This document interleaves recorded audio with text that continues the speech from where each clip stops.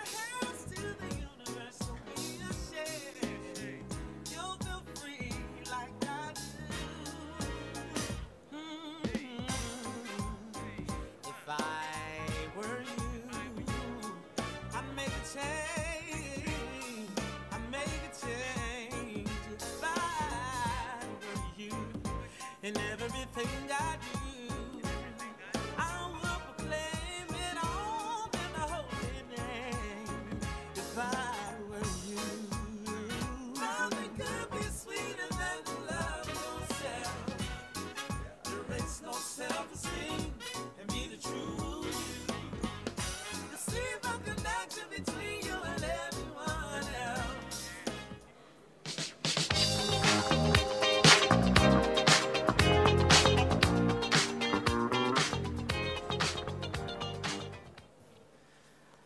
So, good morning, everybody. Just like to ask you to take your seats, and let's get the show on the road.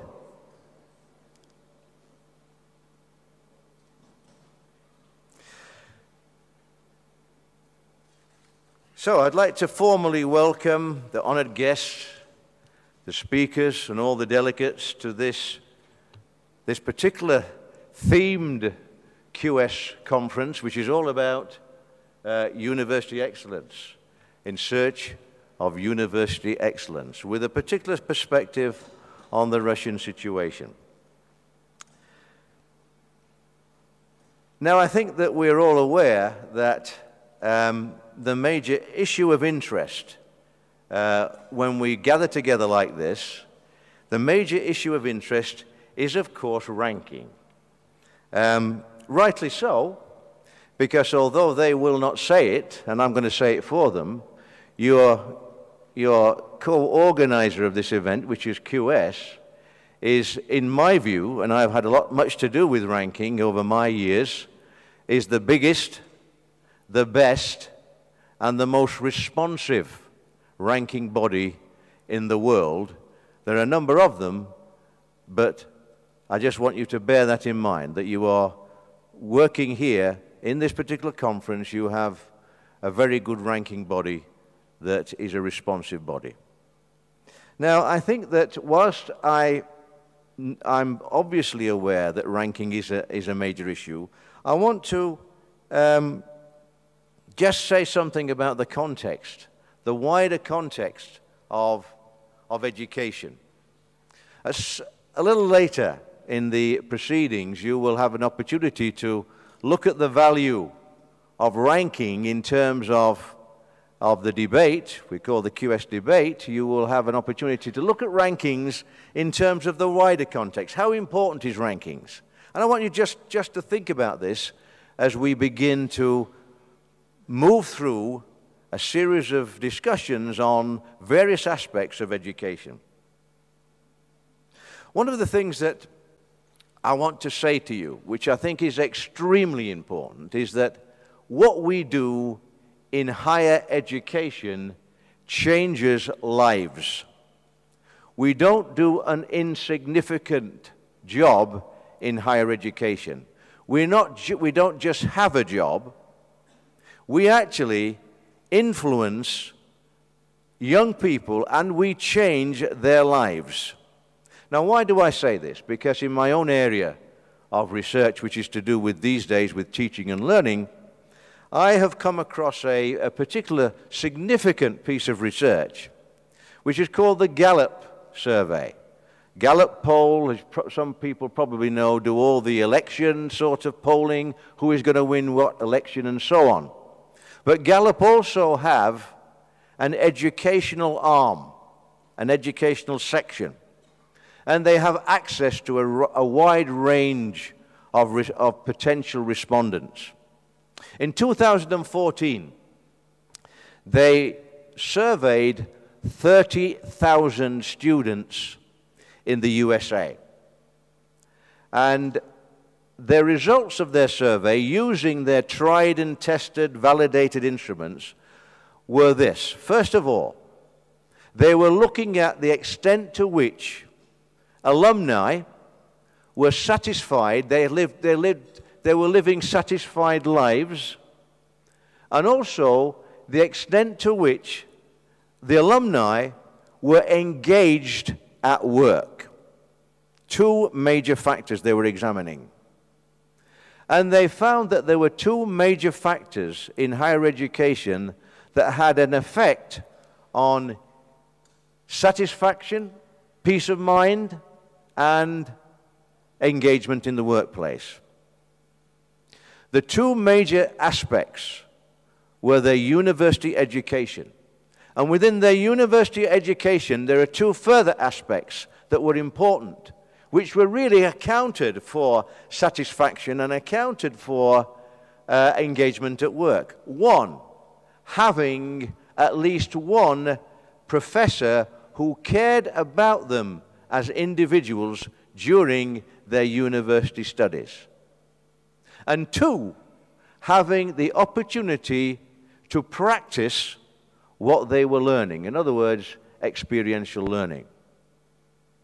Now that to me tells me that we do a worthwhile job, that our jobs are life-changing jobs. So let's bear that in mind. Now, ranking is all part of, what we want to do to demonstrate how well we do things. But let's not forget that when we are dealing with higher education, we're dealing with much more than ranking.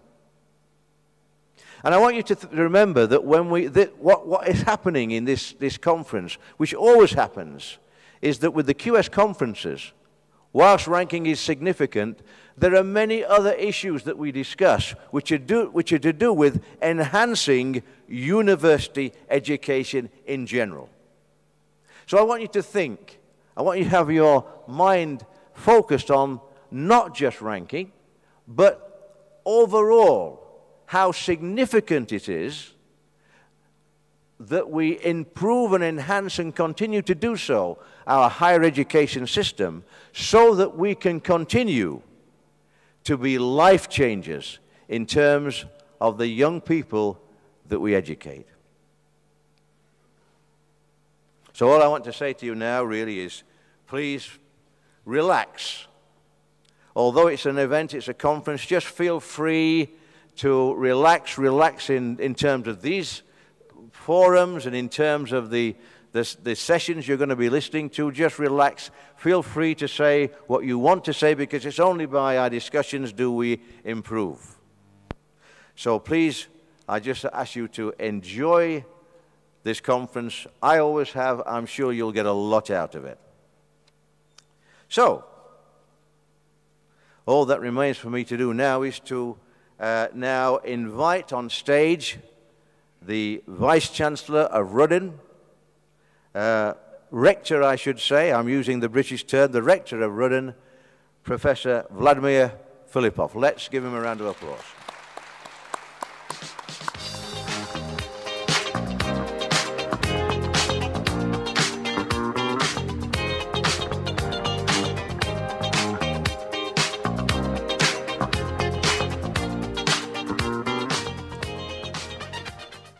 Dear colleagues and participants of the QS Worldwide Forum, it's my pleasure to welcome you at the People's Friendship University of Russia. It's a great honor for us that QS has chosen our university as a place to host such a significant conference as QS Worldwide. We would like to say that we are grateful to the founder of QS, Nunzio Guaccarelli, for this provided opportunity and interest in our university. We would also like to thank Mandy Mock, and we are very grateful to Zoya Zaitseva, who unfortunately cannot join us today, but we wish her to get well soon. We want to thank them for firm support and very constructive cooperation. RУДН University is a multi-profile university. As you can see from the slide, this is, and I want to underline, this is the only multi-profile university among more than 800 universities in Russia. Its uniqueness lies in the fact that students from more than 150 countries of the world study at РУДН annually. Moreover, this has been our unique feature for almost 58 years since the university was founded. This uniqueness is reflected in the mission of the university approved by the Academic Council and the Supervisory Board. The internationalization of universities has been actively developing in our communities for about 30 years now. To effectively manage this process, it is very important to understand the main directions and indicators, to actually understand what the internationalization of university is. The book you can see on the screen contains the analysis of the internationalization processes which have taken place, and it clearly demonstrates the necessity to distinguish between external and internal internationalization of universities. Internationalization of universities came in as a consequence of globalization processes, and as a result, only superficial, archaic indicators of external internationalization have remained. Do these indicators meet the real needs of universities? Due to the fact that the two internationalization indicators mentioned above are the main in the all-world rankings, achieving these indicators sometimes becomes the final goal, which certainly distorts the true picture of the internal internationalization of a university. States are, of course, interested in such external universities' internationalizations, as it serves some of their geopolitical, geo-economic, and financial interests. In the Russian Federation, a large-scale state priority project called Development of the Export Potential of the Russian Education System has also been developed. It is designed to dramatically expand foreign enrollment in the country's higher education institutions. But as we can see, the essential goal of the project and its income indicators confirm the above-mentioned interests of governments. Of course, the project envisages a whole set of measures to create conditions for the internationalization of universities, in particular, to develop academic mobility, increase the number of exchange and joint education programs, simplify the procedure for admission, and create the necessary conditions for the training of international students, etc. However, now in the foreground of the internal internationalization of universities in the framework of modern trends of globalization are the following challenges.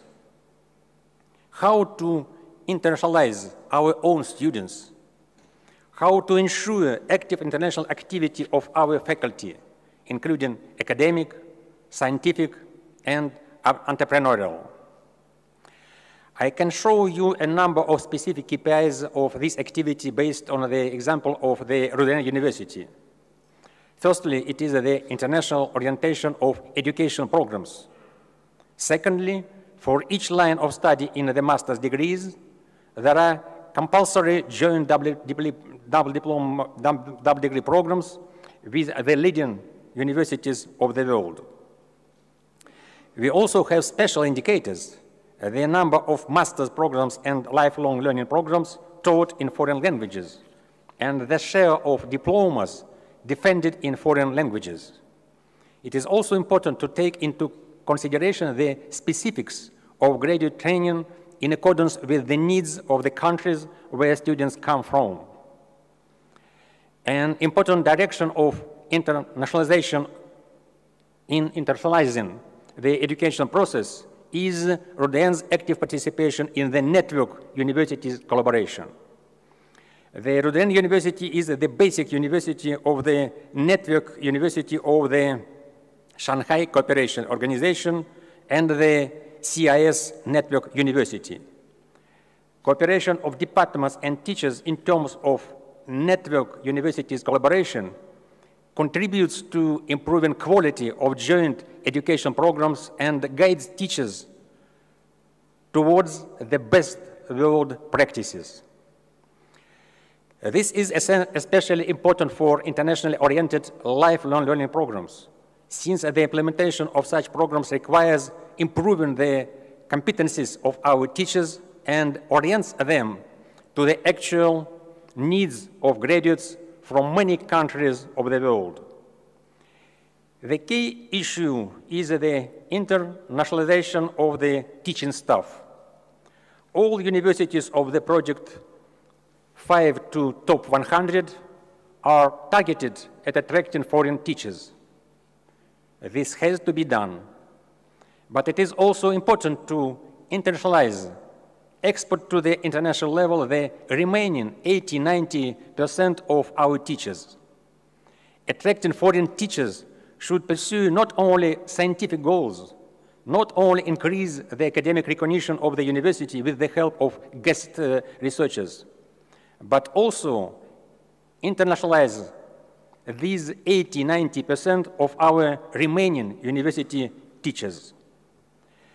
This should also be facilitated by the implementation of agreements on cooperation with foreign universities. RUDN has set the task that each graduating department should have a working program, not only agreement, but a working program of cooperation with the university from top 500 world rankings. And of course, the internal internationalization of a university is impossible without a targeted program of internationalization of the students. I would like to emphasize that even attracting international students should be favorable to the task of internationalizing students of our country, because they usually account from 80–90% of the entire student body. All of these programs aimed at internationalizing of various aspects of the university life become particularly effective if they work for a single, fairly comprehensive, implementable idea. The RUDN University has already matured for implementation of large-scale cooperation with countries and even regions of the world the main suppliers of international students by implementing the cluster approach. The tasks of the cluster are conducting education programs of the RUDN University, implementation of lifelong learning programs, conducting joint research with local universities, export of Russian education services, attracting applicants, collaboration with employers and public authorities, alumni association engagement. RUDN has more than 60 of them.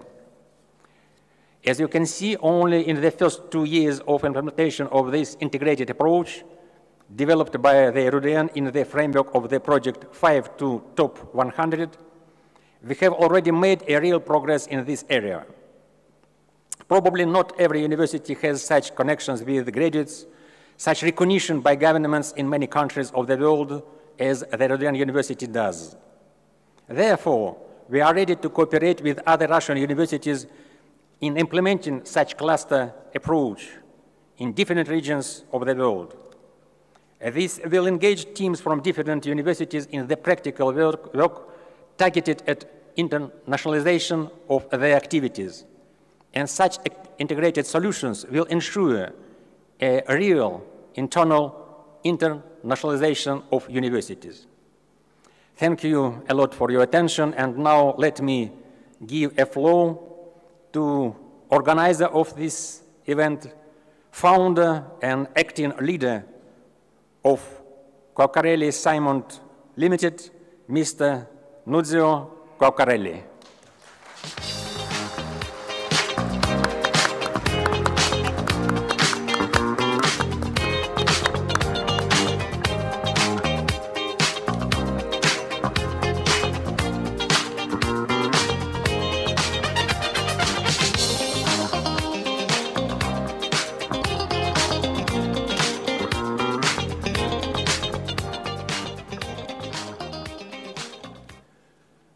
Good morning, ladies and gentlemen. Welcome to Moscow. And I'd just like to say that I haven't visited Moscow since 2009. And my first visit was in 1995. And I've seen such an incredible transformation in the city. It's looking absolutely beautiful in preparation for the World Cup. And I think it shows how serious Russia is about change. And it's a country that, when it sets its mind to it, can change great things, just like the universities. So really delighted to be here at this second QS Worldwide. First of all, let me thank the Rector, Vladimir Mikhailovich, Julia, and the team from the Modern Languages Department for their kind support in organizing and hosting QS Worldwide. Also, thank you to all of you for attending and joining us. I also have to make a special thanks to the 5100 team for co-hosting the event and their real commitment to working on this project, and our own team, Mandy Mock and the QS branding and conference team, who have put in a lot of work behind the scenes to make this event successful and to bring you all together. And a special mention to Zoe Zaitseва, who, as the rector mentioned, is actually sadly in hospital, having had quite a serious operation on her brain only this week. So we wish her a speedy recovery, and our thoughts are genuinely with her. She is a passionate driving force of QS, and we give her our sincerest wishes for a speedy recovery. And so we're delighted to be here at RUDN. It is historically the most international Russian university, so it seems very appropriate to be hosting this event. It's a fantastic example of a university with strong leadership that is determined to make a mark in the international education arena. And that's really what QS Worldwide is about. The purpose of QS Worldwide as a conference is to really foster international partnership and cooperation with specific focus on building relations and understanding the excellence of the higher education system in Russia. And we at QS know that the Russian higher education system is a hidden gem. It has been, in many respects, a somewhat insular higher education system that is only just beginning to branch out around the world. And so there is a lot for other universities to learn from the Russian system and vice versa. So I think this conference is really important and really exciting in that regard. We're really playing our part in connecting great educational systems from around the world. And why QS?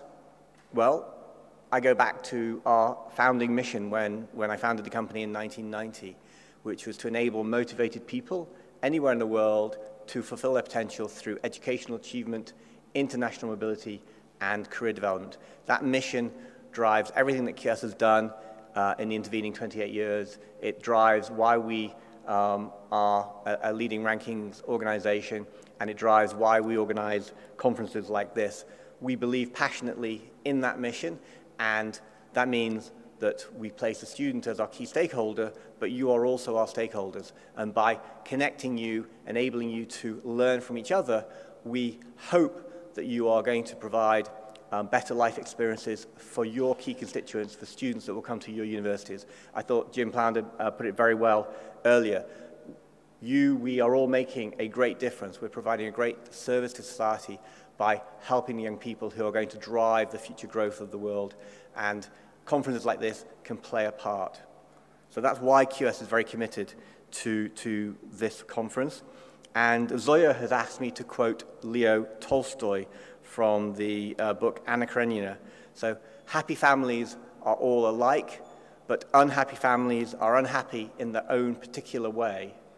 It's a very Russian quote, but it does seem to have relevance here in the sense that leading universities are all research intensive and kind of have their own common set of goals and challenges.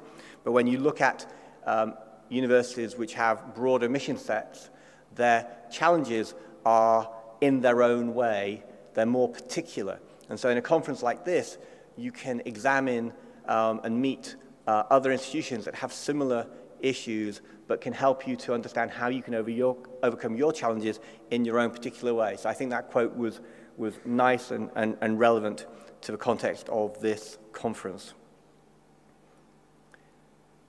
In the last 20 years, higher education has gone through great change. We have seen that in the knowledge economy, governments are investing heavily in their higher education systems. They see higher education as a pathway to international competitiveness, and this is bringing about fundamental change in their higher education systems.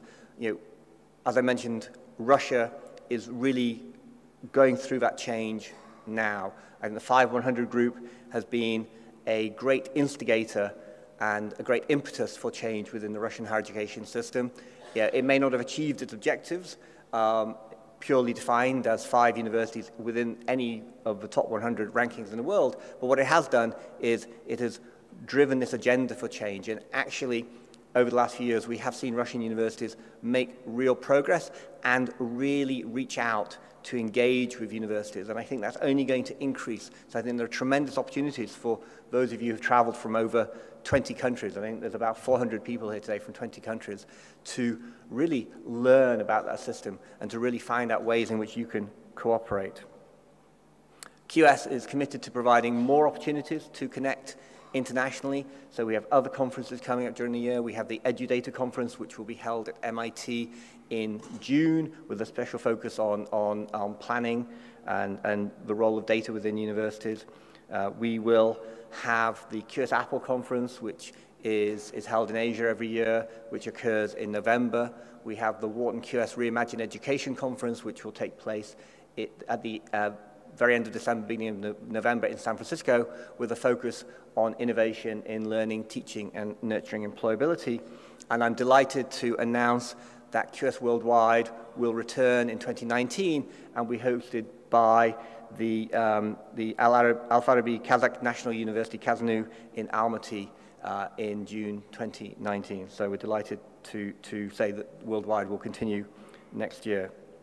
So today, please enjoy the different conference seminars, the debates, but above all, enjoy learning from each other and forging partnerships and cooperations. So on that note, thank you again to the Rector, Vladimir Mikhailovich. Thank you to RUDN for hosting us, and enjoy the conference. Thank you.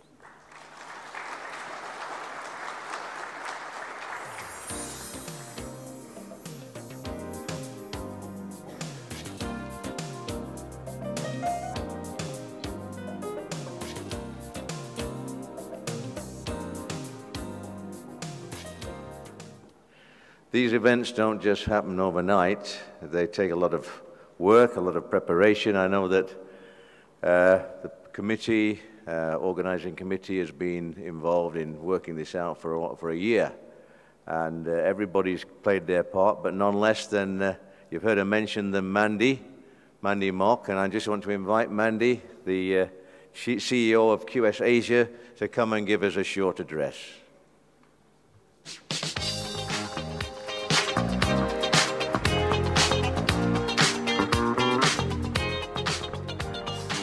Ladies and gentlemen, Rector Vladimir Filipov, distinguished speakers, and special guests, good morning and a very warm welcome to the official opening of the 2018 QS Worldwide Conference and Exhibition at the People's Friendship University, or РУДН, in Moscow, Russia.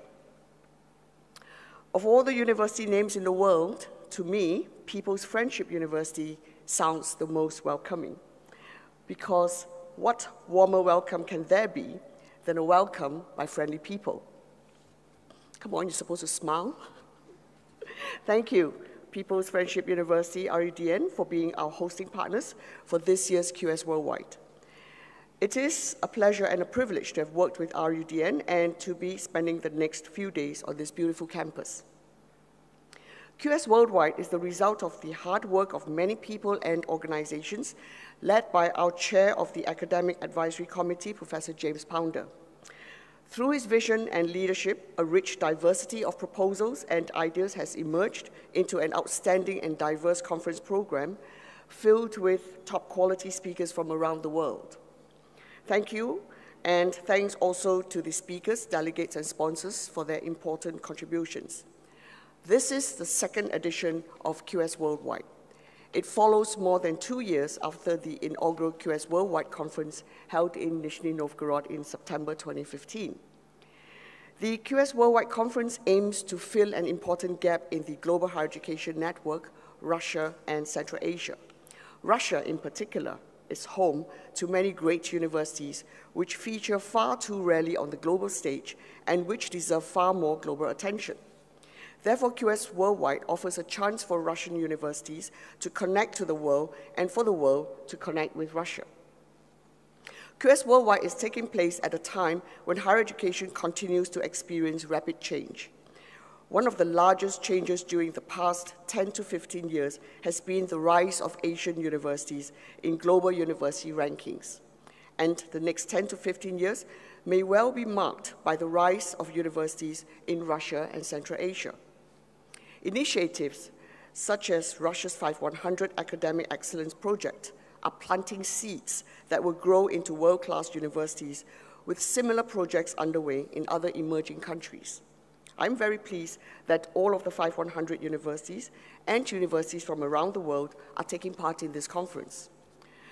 Perceptions matter in higher education as elsewhere in life, even though most academics value the hard facts and scientific evidence. Reputation is part of the university rankings, but perception also plays a role in many aspects of higher education, from student and faculty recruitment to the formation of university collaborations and alliances, to give just a few examples. QS Worldwide provides a stage to tell the story of emerging higher education to the rest of the world. It focuses global attention on higher education in emerging countries and in Russia in particular, and this focus is an important part of changing perceptions. Creating global awareness of the developments taking place in Russia and elsewhere is a crucial first step in raising the global standing of universities. Because at the end of the day, that is what branding, perception, and reputation are all about: telling a story and telling it well. The QS is proud to play its part in telling the stories of emerging higher education.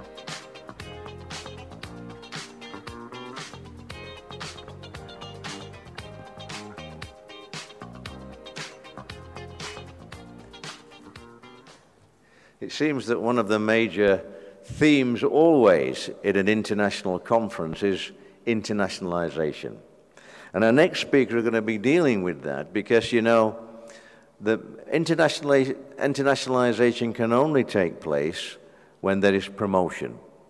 and the next speaker will be talking about the government support for promotion of Russian higher education abroad, and that's very critical to internationalization. This will be done by Mr. Dmitry Gudzelia, and for those of you who are not speaking or understanding Russian, because it will be conducted in Russian, you have been given, I believe, a translator where you will be able to hear the speaker, and it will be translated to you into English, I believe. So please stick the things in your ear. Okay. So let's just welcome Mr. Dmitry Gulhelia.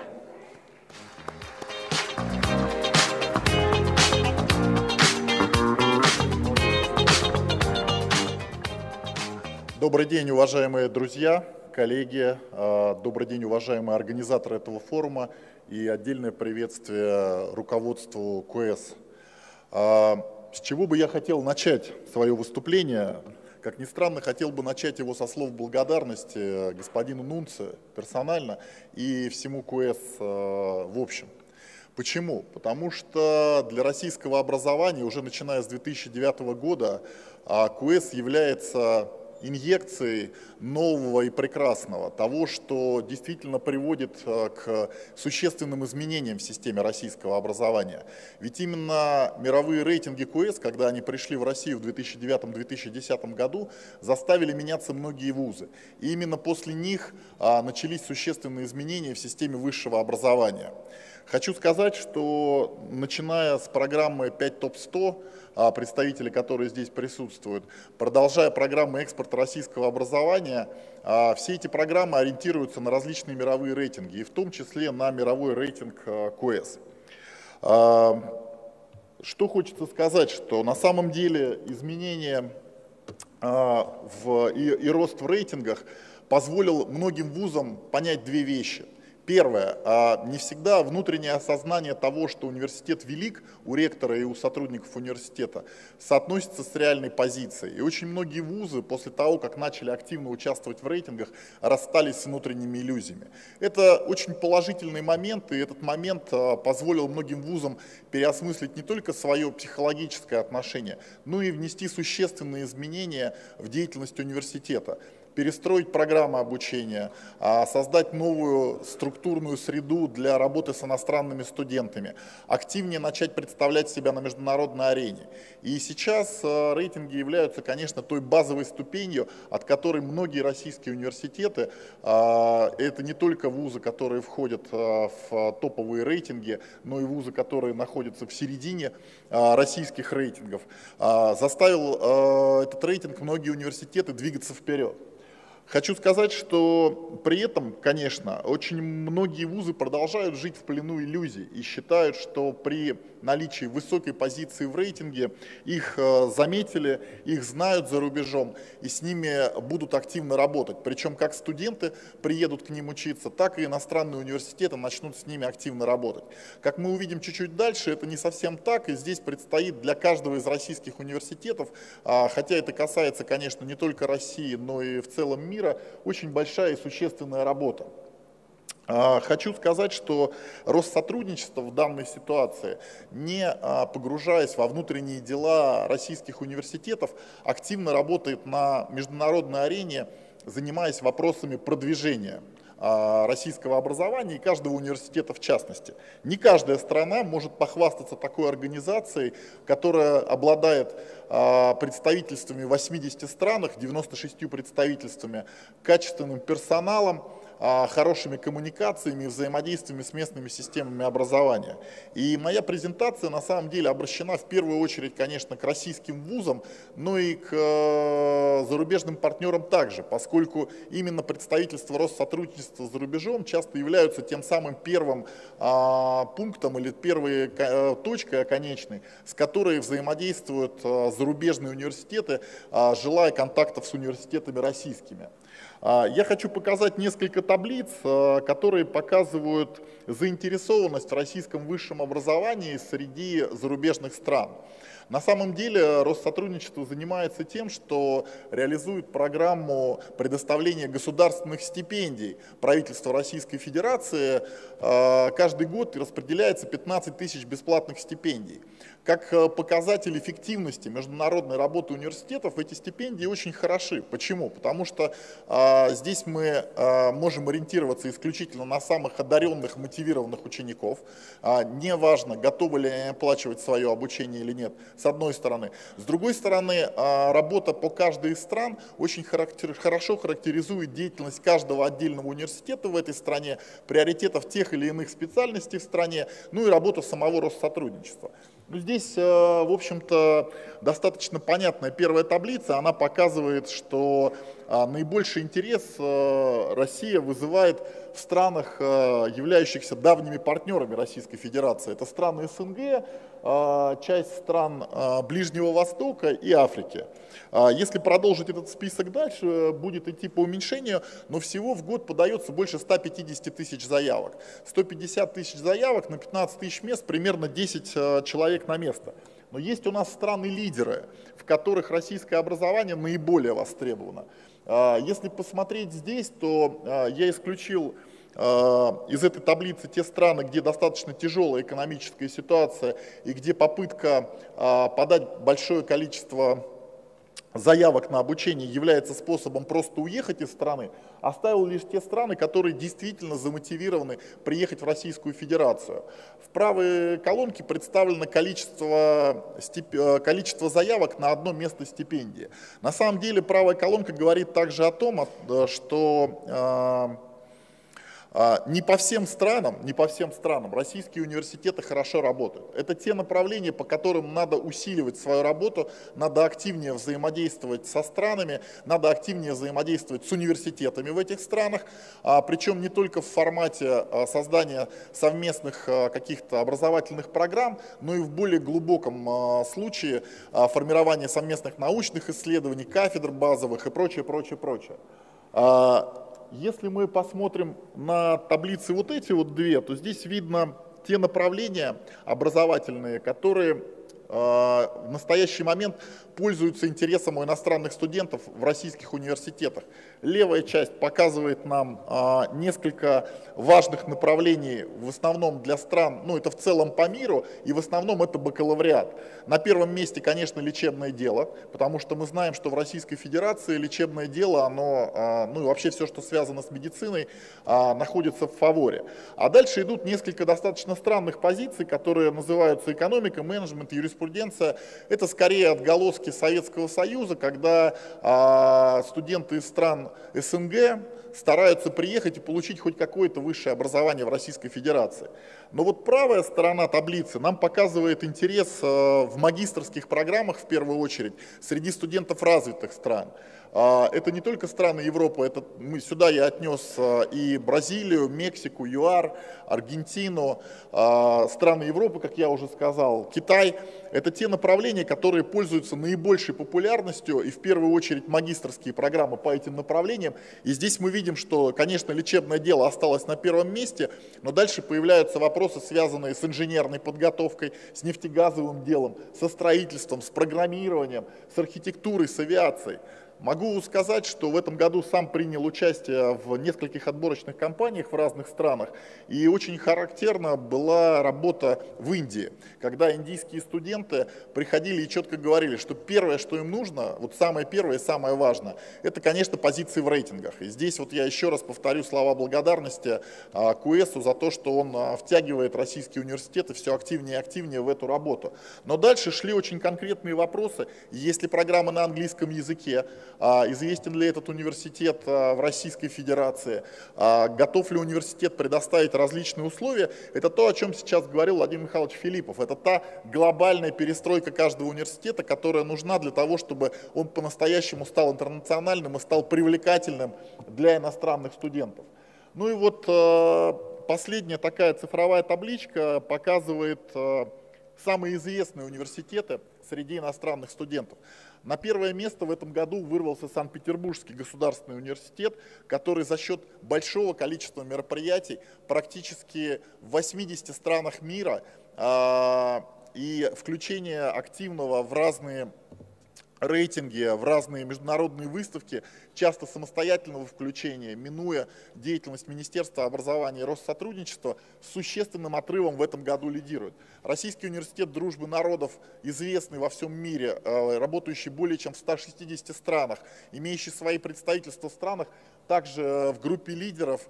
Ну и дальше, вот, если здесь посмотреть, то большая часть университетов здесь представленных, это, конечно, университеты проекта 5100, за что проекту отдельное спасибо, потому что работа внутри этого проекта, который направлен на повышение узнаваемости университетов и экспорта, вот она фактически здесь реальная. Интересно, что и вузы, которые не входят в проект 5100, но проявляют свою собственную активность, они очень существенно поднялись вот вверх нашей турнирной таблицы. Здесь я показал просто топ-10, чтобы не загружать этот слайд. Но вообще говоря, очень много университетов находится в пределах вот 3500–2000 заявок на них. Это говорит о том, что университеты в странах знают, университеты активно участвуют в международной деятельности, и иностранные студенты хотят учиться в российских университетах. Что делает Россотрудничество? Я не буду подробно останавливаться на этом слайде, хочу лишь сказать, что наша основная задача – это для каждого из российских вузов найти вуз-партнер или предоставить максимальную возможность по привлечению иностранных студентов из зарубежных стран в Россию.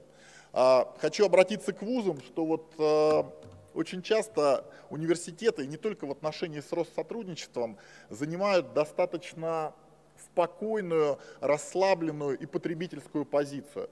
Это очень опасно, в первую очередь для вас, дорогие университеты, потому что отношение «подай-принеси», мы вам прислали бумагу, а вы по этой бумаге отработаете, оно не работает.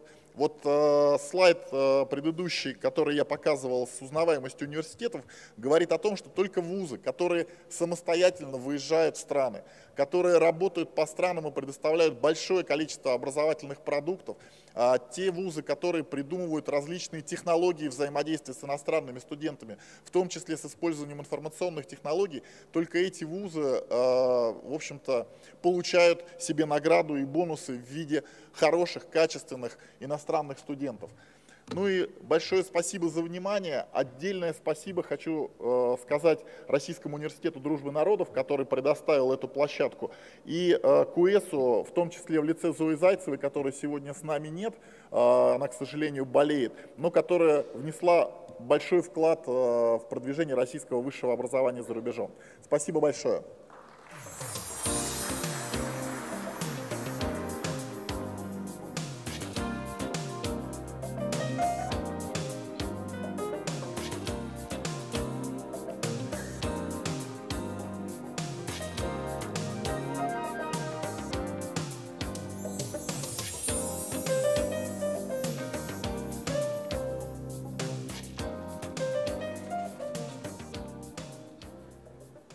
I think when we're thinking about, how to improve universities in terms of what they do, and in terms of, let's say, their recognition and their ranking, it's always good to have a benchmark, a model that we can gauge ourselves against or measure ourselves against as universities. We have an opportunity in the second keynote here to be able to think about benchmarking against one of the best universities. So we want to pay special attention to this second keynote presentation, which is from Professor Weifang Min, who is the Executive President of the Chinese Society for Education Development Strategies and member of the Project 5100 Council. He's going to be talking about strategic thinking and the practice of building world-class universities using the case study of Peking University in China. So let's welcome Professor Weifang Ming.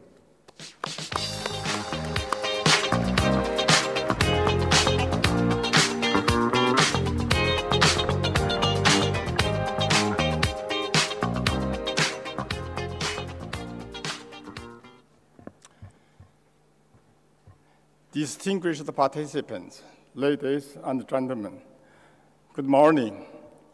It is indeed a great honor and pleasure for me to be invited to present a talk on our thinking and the practice of building world-class university at Peking University in China.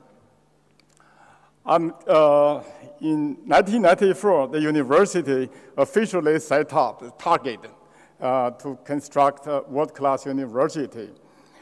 In 1998, May is our centennial. China officially announced to modernize the country, we need to construct a world-class university in China. From 1998 up to this year, 20 years has passed. I would like to share with you what we think and what we have done. I try to answer the following 6 questions.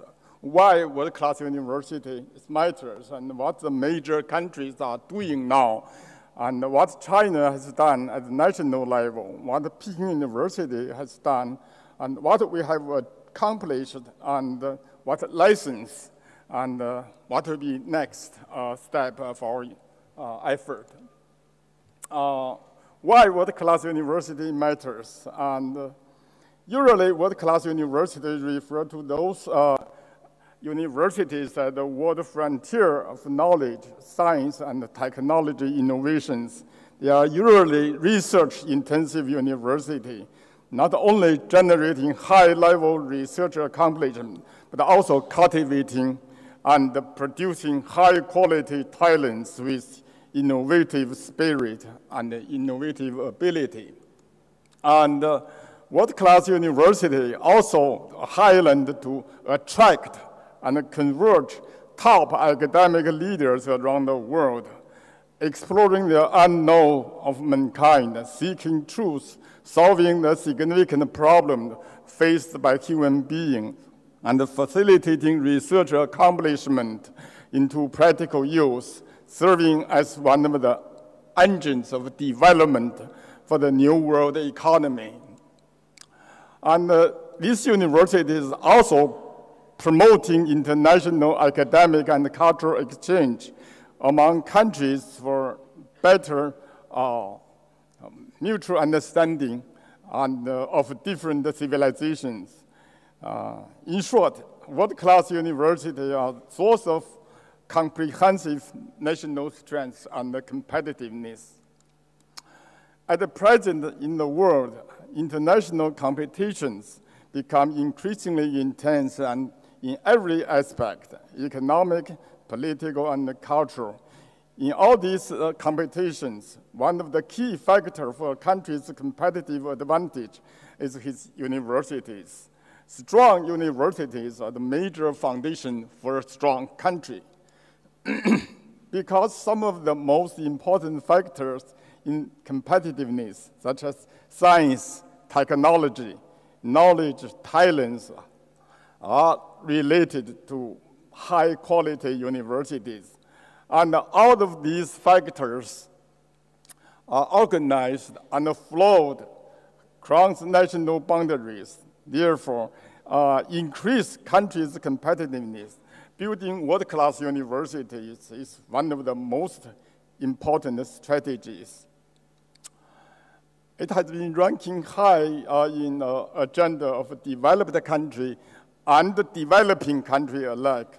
Much hope has been placed on world-class university to produce cutting-edge scientific and technology research, driving national innovation and cultivate the next generation of leaders in our field. In this sense, building world-class universities should be a national priority. So, at the present in the world, as we all know, U.S. has certain advantages in many aspects, including scientific, technological, economic, and political field. When the American strategic thinkers talk about these advantages they have, almost all of them mention their strong universities. They believe that the real strength of the U.S. is not the many aircraft, ships, and autos they produced. The real strength lies in the fact that the U.S. has largest number of world-class leading universities. Indeed, in all kinds of worldwide rankings of universities, and the U.S. universities as a group are always at the head of the class. And world-class universities are not only the basis of a country's hard power, but also the basis for a country's soft power. As hard power, world-class university cultivate first-class talents, create high-tech accomplishment, and make new breakthrough in science and technology, promote economic development. As a source of soft power, world-class university create and export their cultural products and enlarge the influence of their value and the belief system. As I mentioned earlier, world-class university, the highland of attracting talents around the world. According to a report from the U.S. Academy of Engineering, in 1972, only 10% of young professors in engineering technology are foreigners in American universities, while in 1985, 55% of young professors in engineering technology are foreigners. 2/3 of postdoctoral fellows in this field are foreigners. And the report said these people, these foreigners attracted by American universities are absolutely the cream of the crop. 75 of them applying for U.S. citizenship. They are very important for U.S. scientific, technological, and economic development, as well as their national competitiveness. And in recent years, U.S. attract more talents in all critical fields, not only from developing countries, but also from developed countries. And all major countries try to attract, convert talents to enhance their national strengths. While talents are flowing across national boundaries, they tend to flow to the place where they can make best use of their talents for high-level self-civilization. World-class universities provide them with the best academic and institutional environment. And it is these talents play an important role in advancement of science and technologies in new industrial revolution, such as the Internet plus intelligent manufacture, and promote rapid development in the mainstream of the new world economy. Thus, as president in the world, to increase country's competitiveness, you have to build your own world-class university. This should be a national strategy. And let's look at what major countries are doing. And the U.S. further strengthening their world-class university advantage. Although U.S. universities have been taken the lead in the world in many years, but it never forgot to continue further enhance its university advantages. And in 2012, a national report of the U.S. said, research universities and the future of America, 10 breakthrough actions vital to our nation's prosperity and security. And it argued that the U.S. federal government should, in more broad scope, take more effective policy to further strengthen their leading research university and support innovations of their universities, research, postgraduate students' education. The report suggests 10 breakthrough actions to enhance US world-class universities. I will not go into detail of the 10 actions. And though the US, the current budget, not from the federal government, but the federal government actually play a very important role for higher education development through research funding and through all kinds of financial subsidies. And also, US government has formulated a tax policy to encourage social private contribution to the universities. Look at this figure, and the Harvard and Stanford, each year they receive the donation, and which as a major part of their budget. And in Japan, another developed country, in 2014, Japan started a national project named Top Global University Project. 37 universities were selected. And the first tier of 13 universities, they each get 500 million project funding every year, and they were required to be ranked in the top 100 in the future. And Germany is the headstream modern research university. In a quite long time, German university of the best in the world, taking the lead for higher education development. However, in recent years, the German university was, especially after World War II, German university have left far behind American university because of many reasons. But in the beginning of the 21st century, German Ministry of Education started an excellent university project with special funding, a huge amount of special funding to support their university to achieve academic excellence. And I will not talk about more about other countries. I will touch China, what China has done. And China came to realize the world-class university is important for the country's competitiveness. So they started a 211 project earlier in 1995. Our support prioritily about 100 universities. And in May 1998, they started a project called 985 project. This is focused on a smaller number of universities to achieve world-class status. And and then we have another project called 2011 project. There are several others. I will not go into detail. And also, in addition to the university development project, China implemented operation mechanism of Chinese higher education for more autonomy and more competitiveness of Chinese universities. And I have no time going into the detail of this very important fundamental reform. But this reform gives university more autonomy and make them more competition. And reform the structure of Chinese higher education.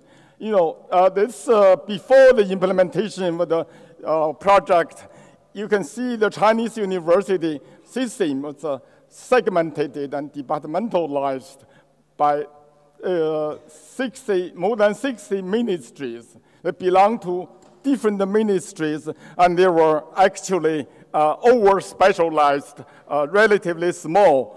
What China did is to try to change the overall structure by combining the small over-specialized universities. For example, Zhejiang University is one of the major universities now ranked within top 100 of the world. It's a merger of 4 specialized universities. And financial reform at national level, and they gave more support to universities, more allocation, and also mobilize more social and private donations. And this figure shows that in the past 5 years, the total expenditure of education equal to the total of the past 60 years, which larger amount of money has put into education. And universities also raise a lot of money through their own effort. They were allowed to do so. And also we try to subsidize students from low-income families and in order to ensure social equity. And also their reform of curriculum and broaden the curriculum, reduce over-specialization, update the curriculum, and improve teaching and learning. And reform provision of higher education, and by encouraging private universities. And you look at now, China used to no private university, but now we have, China has more than 700 private universities, 6 million students in private university. Further opening up for internationalization, and also now I talk about Peking University, what we have done. And first, we try to identify the major characteristics of world-class university. What is the major feature of a world-class university in order to guide us to formulate our strategy? And then we try to identify the strategic academic units that will give priority support in the university to make them become world-class academic discipline.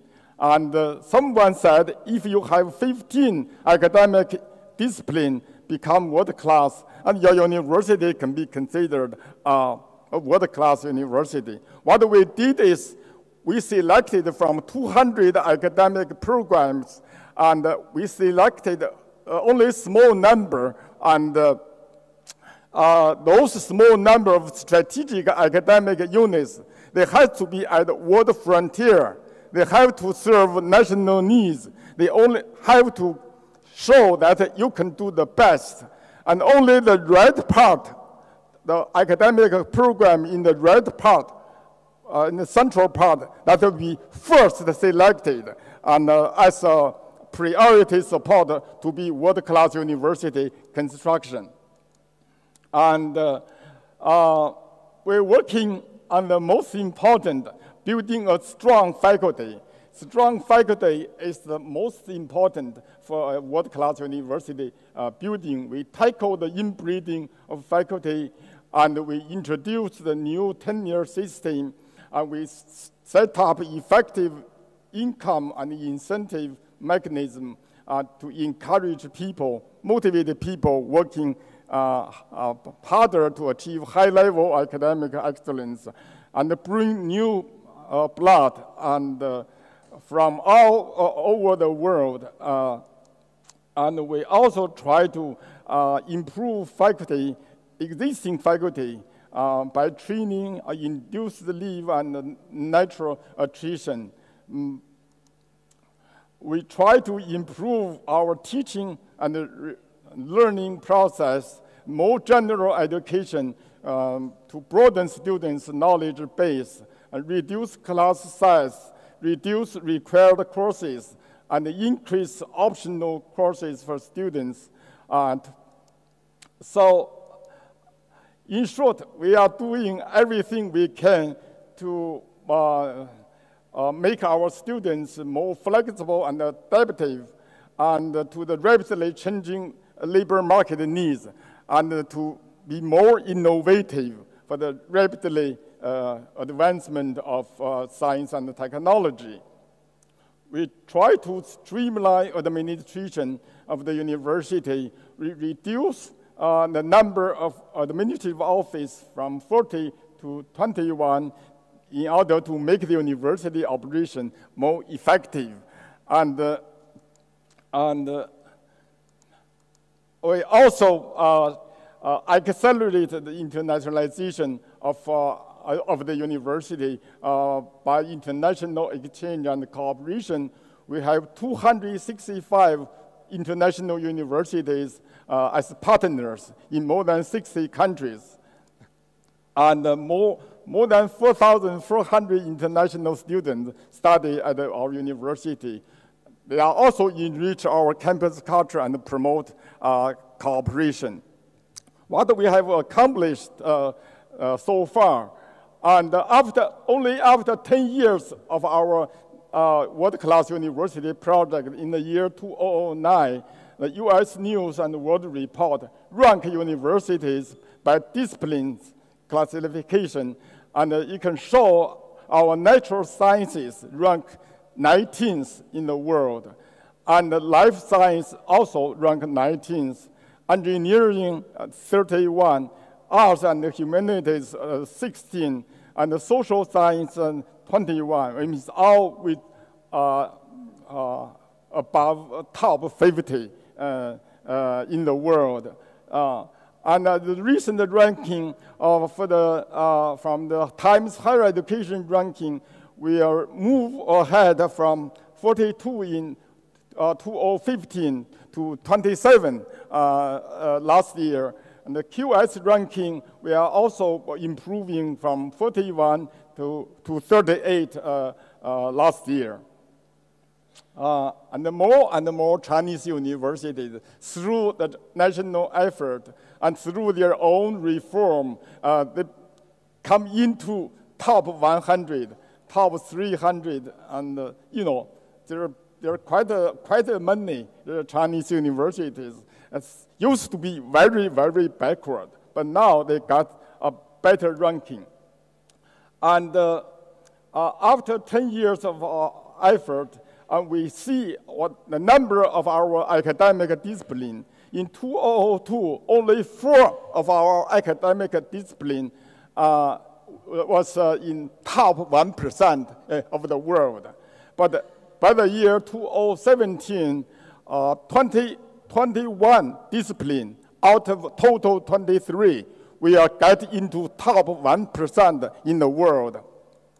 And what lessons has been learned through our effort? And first, funding is important, of course, and other countries have special funding to support world-class university effort. And second, what's more important than money? And when Henry Hessman, professor of Yale, compared continental European university with US university, what he said makes some sense to us. What he said is the very first sentence: European universities for centuries are among jewels of Western civilization. Today, surprisingly weak, particularly in comparison with universities in the US. And while this is due to many reasons, but the structural problem is a major reason, he argued. And finally, it's a very long report. In the very last sentence, he said, if European economies remain too productive on today's rapidly evolving technologies, if European citizens to participate in and enjoy to the full of our astonishing age of intellectual discovery, European universities must be seriously reformed. Simply pouring money into it doesn't work. Fundamental structural reform is the major path. And in the year 2009, researchers from Harvard and Stanford, together with European researchers, they did research governance and performance of research university, evidence from Europe and the US.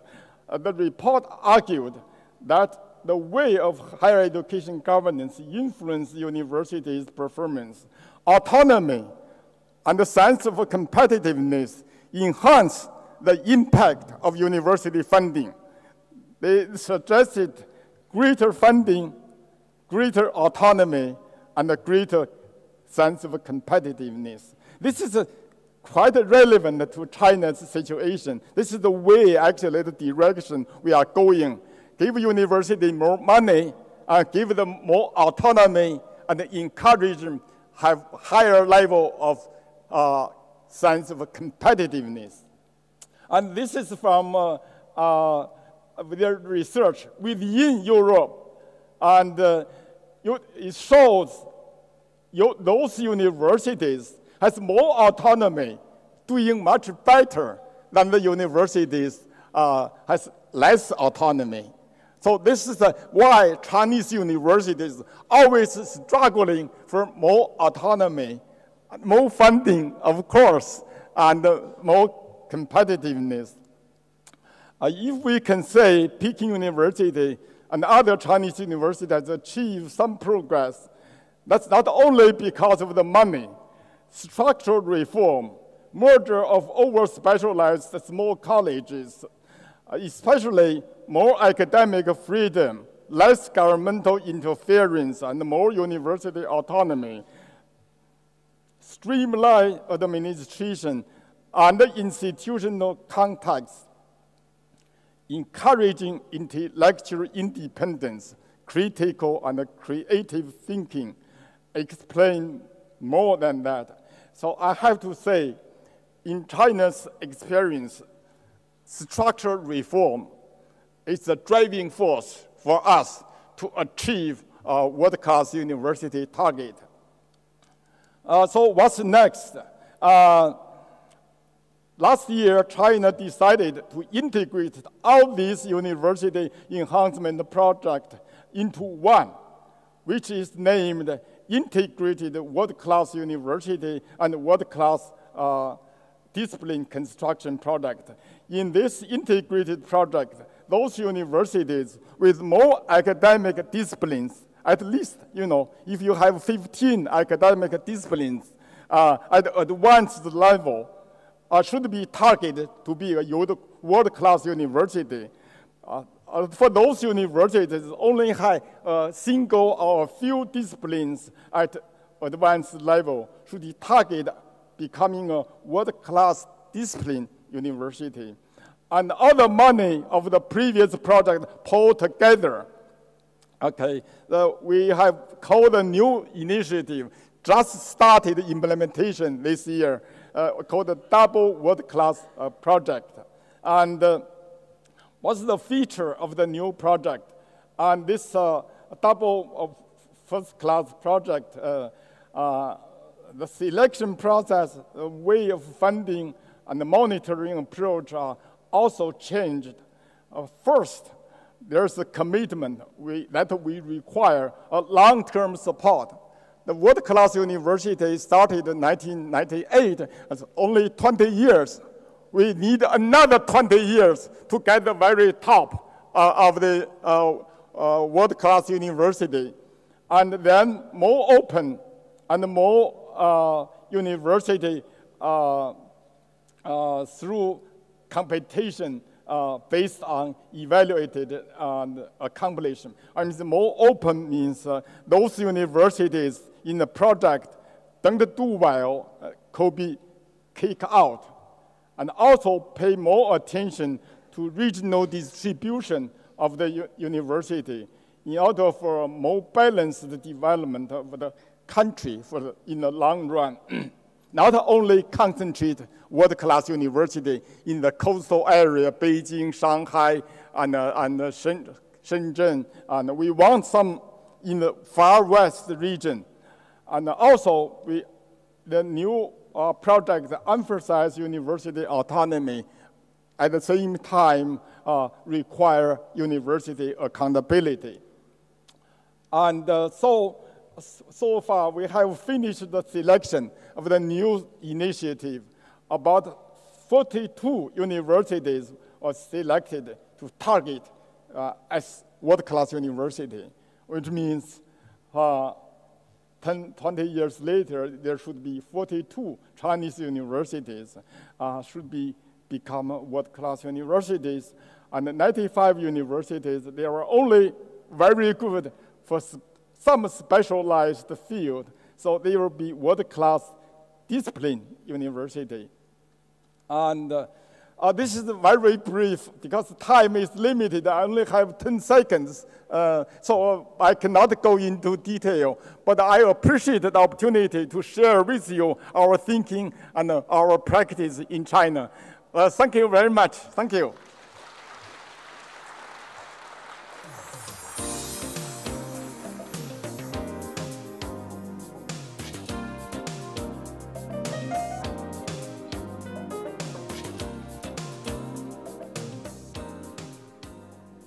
Delivered with passion. I think what we saw there, what we heard, was how processes and the autonomy to be able to streamline processes feeds into branding, recognition, and ranking. So thank you, Professor Min. I want to now just, we've now come to the end of our morning plenary sessions.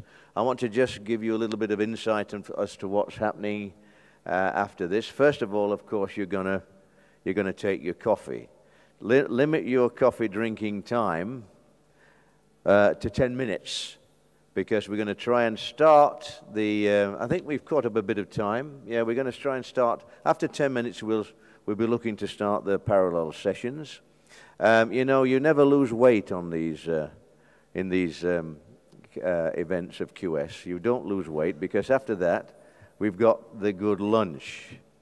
We've always fed very well on in these events, so don't expect to lose weight.